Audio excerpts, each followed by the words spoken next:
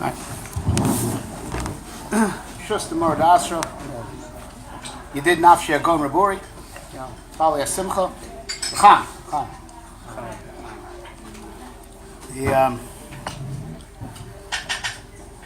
I was asking myself, I've been here before. I've been in this establishment before. And I was trying to place when was I last here? 3 years ago. Exactly 3 years ago by his Sheva Brachas. I haven't been here since. Not before, not after. There's got to be a message in that. But the truth is, my connection to Reb Reuven is really our introduction to this wonderful family. It just shows you if you bring a rabbi into your life. I mean, it's all inviting to, all the simchas of family, extended family, Tzolsen, Lamal have sek, Lamatala have sek. Right, no, Reb Reuven, no longer I know my wife. Right, it was my first year at Eish Torah, and I met my wife while teaching there. There you go. The Baal Shem Tov has taught us that you're supposed to observe, look around and observe, and learn from whatever's going around, because God is always sending messages, always. So we had an interesting incident to learn from at the night of the wedding. On our way there, we hit a bump on one of the side streets of Queens. The car got disabled for quite a while. Baruch Hashem got out of it. Whatever. Right. But we got to the Simcha, towards the end of the Shmur, as they're beginning to move the stuff back into the kitchen. There's a crisis, right? There's a crisis. You have a wonderful selection, and you have time to just hit one thing. Where do you go? What do you do? What would you do? Right? What? Party food. Huh? Carving station. Right? Carving. There you go. I taught him well. The carving station. That's right. So you start looking for the carving station as they're moving everything away, and there was in one corner of the where the shmor was. In one corner, they had already shut off the lights, but the people moving the stuff out had abandoned the carving station. Right? Clearly, God meant it for me. So, everyone, now listen. I've seen them, before. With the, it's not rocket science. It's not surgery, right? It's not, right. By the way, so in the dark over there, I was struggling with the apparatus. Carving what was, those, heater bowls, and then as I'm, awkwardly, trying to struggle with the apparatus, the lights go on, and they're there to take this. And they see this rabbi there, right there. So, what do you do when you're caught red-handed? What do you do? You start talking philosophy. And I said, right, this carving station is a metaphor for life. I tell the people around there. There was a lot of stuff here, a lot of stuff, and a lot of it had nicer colors. All that cheap sugary stuff. You got to know, you not be distracted by it. You got to go for the stuff that counts. Like, where's the beef? Right?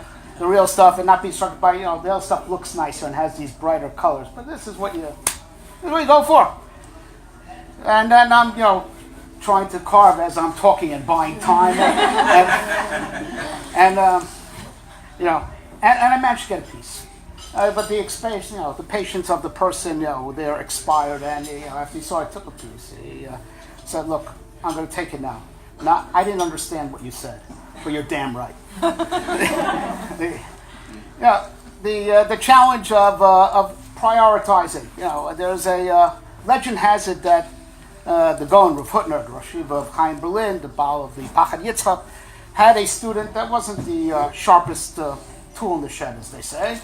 But for some reason, again, I'm not not drawing any associations with our Chassan and Kala. But anyway, but in this particular case, he wasn't the sharpest tool in the shed, as they say, but he landed an unbelievable girl. So Rav Hutner calls him in on the day of his wedding, and he says to him, look, in this marriage, I want you to take charge. You're big boss. This is what you're going to do. You make all the big decisions. You let her make the small decisions, but you make the big ones. Let me give you an example. It was during the time of the Cold War. Look, the issue of the nuclear arms race. That's a big decision. That's big. Don't let her decide that. You You decide that, right? Well, the state of Israel should trade land for peace. That's a big decision. You don't let her decide that. You decide that, right? Well, we should put a man on the moon or not. Spend that type of money. It's a big decision. Don't let her decide that. You should decide. Right? Now, the small things like where you're going to live and what yeshivas to send the kids to, that you let her decide. Yeah, the challenge of in life, a lot of things. As you begin your journey, there's a lot of things that glitter and are quite distracting. The career, entertainment, vacations, whatever distractions you could afford. These distractions are much and many, and you have to make sure not to get distracted and keep your priorities straight. But I know you come from good stock, because after I finished that piece of meat that I worked so hard to get, I wanted to go into the chuppah, but I was barred for 10 solid minutes. No one was allowed in until the music stopped playing. You know that? There was executive orders. There were guards by the door, and we were not. They said they have their orders. No one's allowed in until the music stops playing. The chassan goes in, Carl goes in, it's distracted. No one's no. But I made it. Anyway, so I saw on the chairs that that there's the families had the good sense to not get wrapped up in the distractions of the external trappings of the wedding, and to sponsor a wedding also for the underprivileged in Eretz Yisrael. And really, so you come from good stock, that people have their bearings straight. They don't get distracted. That was the Chatan and Kala's decision. Unbelievable. There you go. There you go. Off to a good start. Also a good start. A lot of things, razzle and dazzle. Don't get distracted, and you focus on the meat, right? I'm a repeat offender against myself. That Reb Reuben asked me at the beginning of the evening, when I speak at the beginning, speak at the end. I don't know why I always do this to myself. I'm going to speak at the end. I don't know what I'm thinking. Because you have all the speaker one after another that just rob you of material to say, right?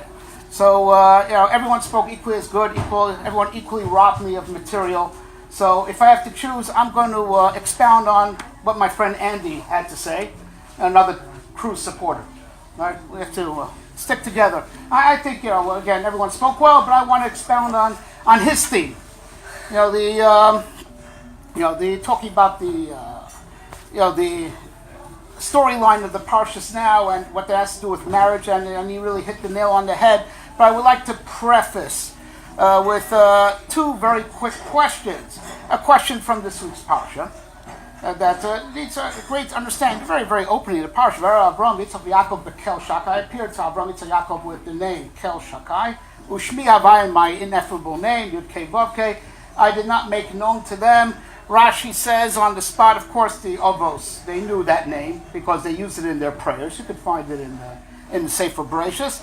But I did not show them. I didn't demonstrate that name to them because I made promises that I didn't keep. It's pretty shocking.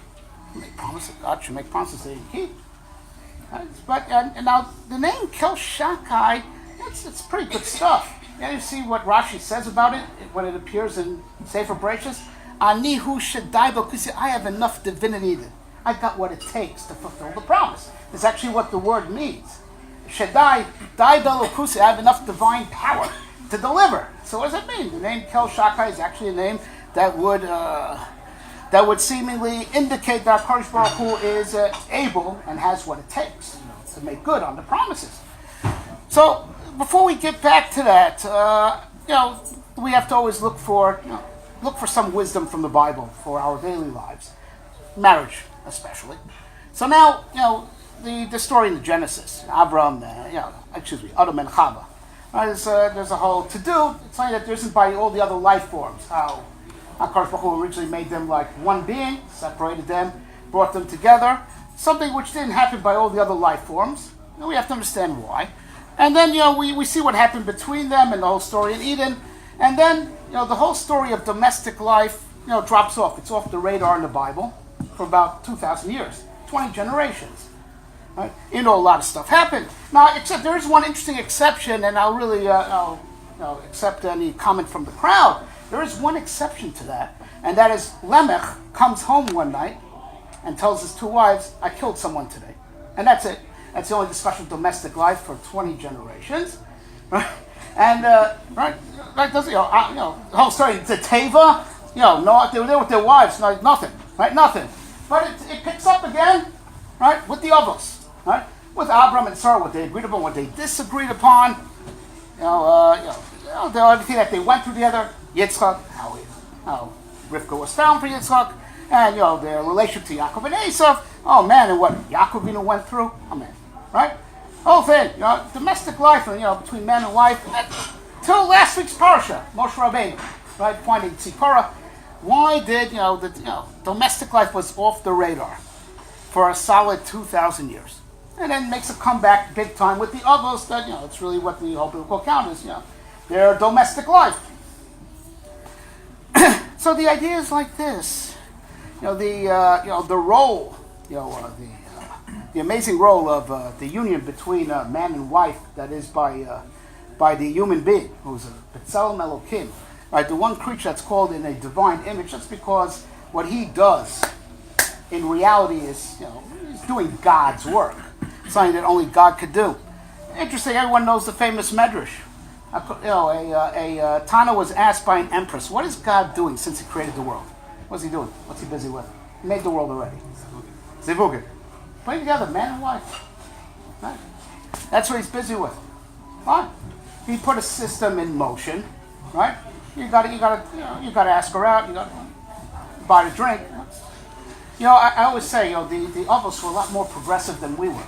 What expenses do we have when in courting? Right? You got to put gas in the car.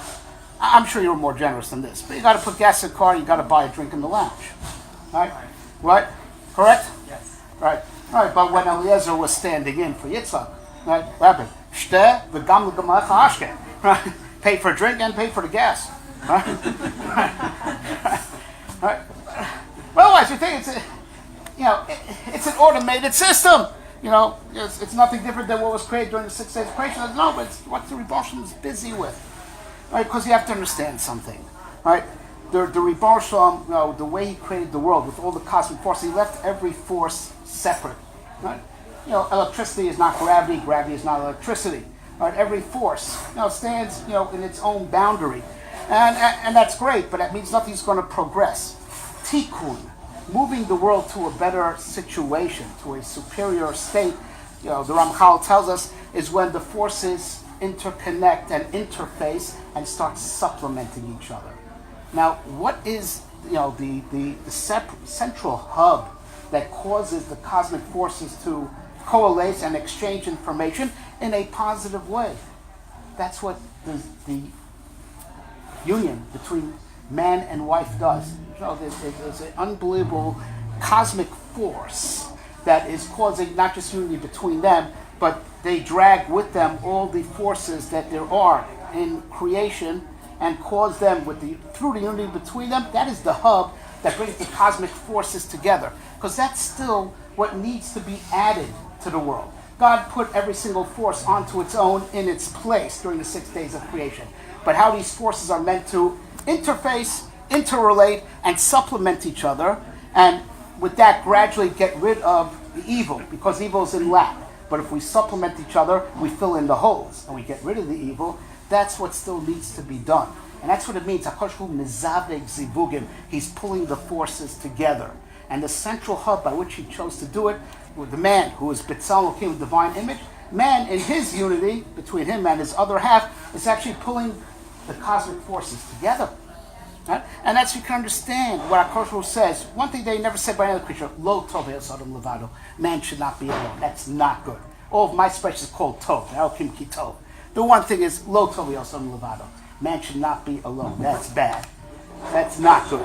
Because we have to move things from good to better. And that's when man and wife get together. So how each one of them is hooked up into, everyone has his connection to the cosmos. With them getting together, all the other forces that they're connected to also get together. It causes the interface between all the cosmic forces that's causing tikkun, causing the world to, for lack of a better word, evolve and move to a higher state. Right? So that was the state of Adam and Chava, right, before the sin. And that's where the whole account of their domestic life is all before the sin. After the sin, right, we don't hear from them anymore. If you take a look in the Chumash. Because they lost that level. God forbid, after the sin, they went down to the level of animals. Animals, when they're mating, don't cause any cosmic unity. It's called that the same force is just perpetuating itself. They're not really pulling together the cosmic pieces.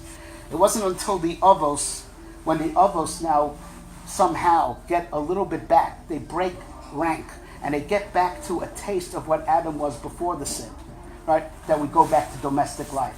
And you'll see the sanctity of domestic life has been revived. Before it was just like procreation. Procreation doesn't merit mention in the Bible. Right? But when Adam, starting with Abram and Sarah, right, they reached a higher spiritual state, there was now spiritual power in their domestic life. And that's the secret. Who's buried in Mars Machpelah? Adam and Chava, who had the original level before they lost it, and then the three of us, right, that they brought back that level. And then where's Mars Machpelah? In Hebron. What's the word Hebron? Chibur. Connection. But it's all about connecting the cosmic forces, connecting body and soul, connecting all the other forces of reality. It's all hinging on that. But the Avos, they got it for themselves. But the rest of the world was left in this depraved state. They couldn't, the pieces couldn't be pulled together. So let's say the Jewish people were expanding, the world wasn't advancing. Right? And that's what the word Kel Shakai means. You know, Akash says, I got what it takes, but it's all potential. Because where do we find the name Kel Shakai explained? The Gemara in Chagiga says that at the time of creation, the world was expanding in infinite proportions. At Shagar, Akash Vamar Dai, Akash said, stop. Akash limited the forces, the cosmic forces, to each one be in its boundary. That's what the name Kel Shakai is. Kel Shakai, I showed them I'm running the world with Kel Shakai, that I keep the forces in their boundaries. Ushmi Havaya, but the name Yud Kei Vav Kei, of pulling everything together, I didn't show them. I promised it, but the time hadn't come yet. And that's where Yetzias Mitzrayim comes in, like Andy pointed out. Right? It's interesting, everyone knows the famous Gemara.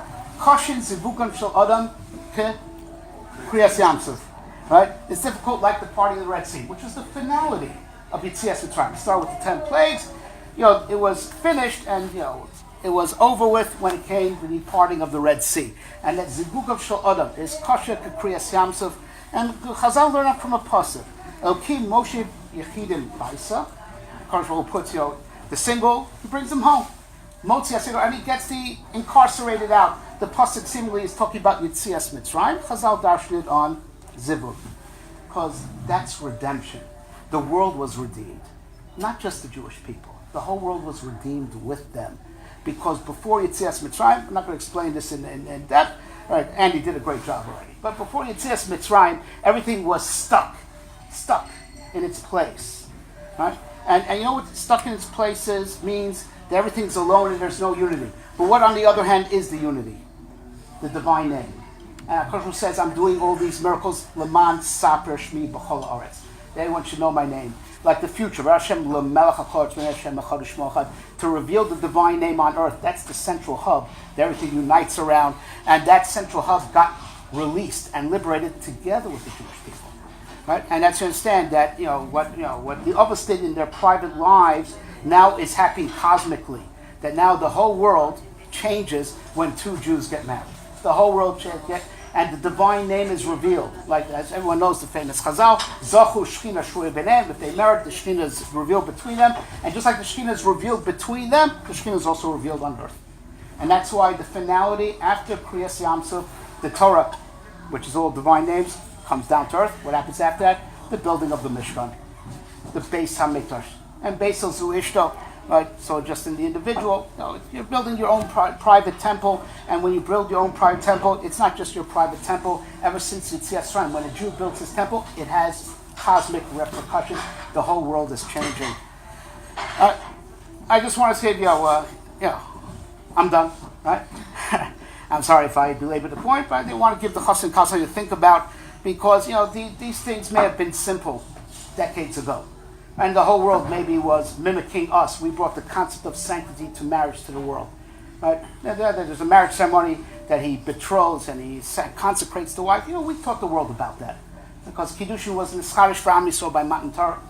Right? But now there's a whole Hashem Yirachem, pushback. I don't know. I would say the next time any two Jews get married, they should take a photo op in the most leftist paper. It says, this is marriage. Because the whole world's pushing back against this. Because our marriage changes not just ourselves, that you find your perfection and you find your personal temple. You're actually changing the world and increasing the sanctity in the world. And your part of the cosmos that's connected to you is now being supplemented, being added to the part of the cosmos that connects to her. And we're causing the divine unification, it's causing the revelation of the divine name on earth. That's moving towards the rebuilding of the temple, and that's the secret that the Gemara says in Brachas, HaMesamech Chasam V'Kala Kilu Bana Achas Michorvas Yerushalayim. That with every Jewish marriage, we're moving closer to the rebuilding of the temple, and that's why we make a bracha on the chuppah, Sos Tosi Saga, Mesamech Tzion B'Vaneha, and the world's pushing back against it.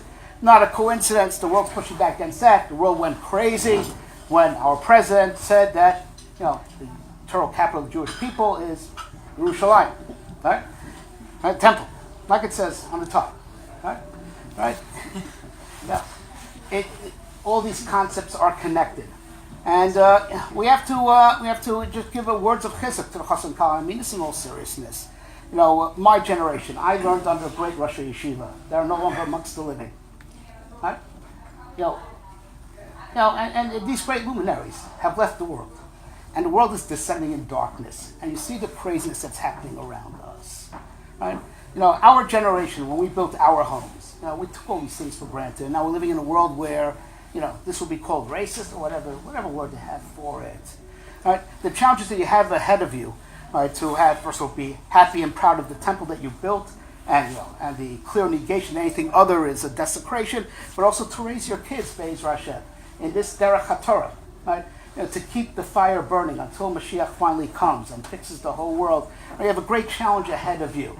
Right? So this is no longer enough to be taken around. The person has to feel very fervorous and be happy and proud and go even with Mesiras Nefesh, with the message of the Jewish marriage, the power and the sanctity it brings to the world, and to infuse your children with it, with the Shalom Bayis and the Ashras Hashchina, and your Baruch should help you. You should be able to keep the fire glowing. Ad Bias Gold Center.